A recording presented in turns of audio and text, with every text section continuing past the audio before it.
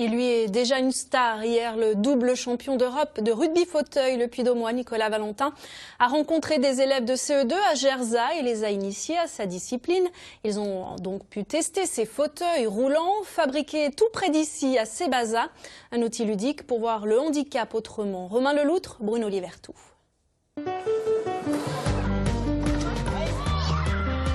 Des rires, des cris, des affrontements et des buts. Les images parlent d'elles-mêmes, les élèves de CE2, tous valides, se prennent au jeu du rugby fauteuil. Je voudrais bien refaire ce sport, c'est très sympa et très amusant. J'ai commencé à aimer, c'est une nouvelle chose que j'ai appris pour moi. Tu dois aller chercher le ballon et après tu dois aller marquer des buts, c'est cool. C'est la première fois que ces enfants s'assoient sur un fauteuil.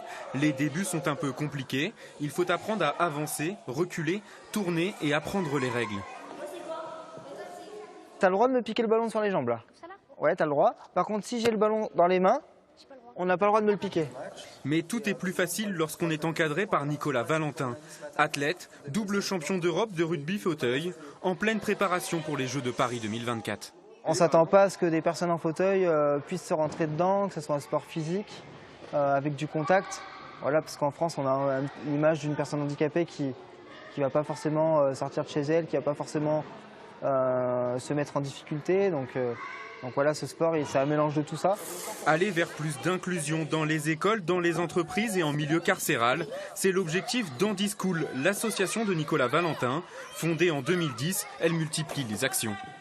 Super fier de voir que notre message, en fait, il passe au fur et à mesure des années, il est encore présent et c'est pour ça qu'on est là. Mais pour que le message passe, il faut s'équiper.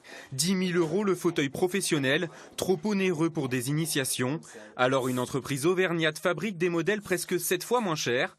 Le fauteuil est en plastique rotomoulé, quasi indestructible. Les roues sont assemblées à 10 km d'ici. Ces petites roues sont faites par un atelier protégé, les Atarions. Donc c'est des personnes en situation de handicap qui nous montrent ces petites roues. On fait un fauteuil pour changer le regard du monde sur le handicap.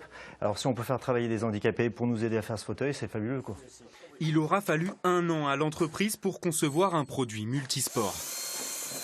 Notre fauteuil s'adapte à toutes les pratiques de tous les sports fauteuils, que ce soit le rugby fauteuil, le basket fauteuil, le hand fauteuil, le tennis, le ping-pong, tous les sports.